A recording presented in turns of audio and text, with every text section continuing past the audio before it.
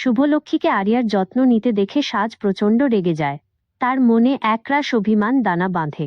সাজ বলতে থাকে, যে মেয়েটা কলেজে আমার সাথে এত ঝামেলা করলো, তাকে মামুনি এত যত্ন করছে, তার মানে মামুনির কাছে আমি কেউ না। মামুনির নিজের মেয়ে মনে হয় আরিয়াই আমার সবটুকু ভালোবাসা ও কেড়ে নিল। শুভলক্ষ্মীর কড়া জবাব। সাজের এই আচরণ দেখে শুভলক্ষ্মী শান্ত কিন্তু দৃঢ়ভাবে আরিয়াকে উদ্দেশ্য করে বলে, শোনো আরিয়া, সবকিছুতে এইরকম চিৎকার চেঁচামেচি না করাই ভালো। তোমার পায়ে লেগেছে, তাই পা ভালো হওয়া পর্যন্ত এখানে আছো। সুস্থ হলেই এই বাড়ি থেকে যাবে, তাতে তোমারও শান্তি আর আমাদেরও। তোমাকে আটকে রাখার কোনো দায় আমাদের পড়েনি। আরিয়ার প্রতিক্রিয়া। শুভলক্ষ্মীর কথা শুনে আরিয়া রাগে মেঝের ওপর বাটি ফেলে দেয়। এটা দেখে মোহনা বিরক্ত হয়ে প্রশ্ন করে, সবকিছুতে তুমি এমন রিয়্যাক্ট কেন করো?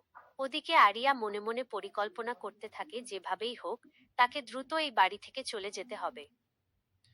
সাজের অভিমান ও কেশবের সান্ত্বনা।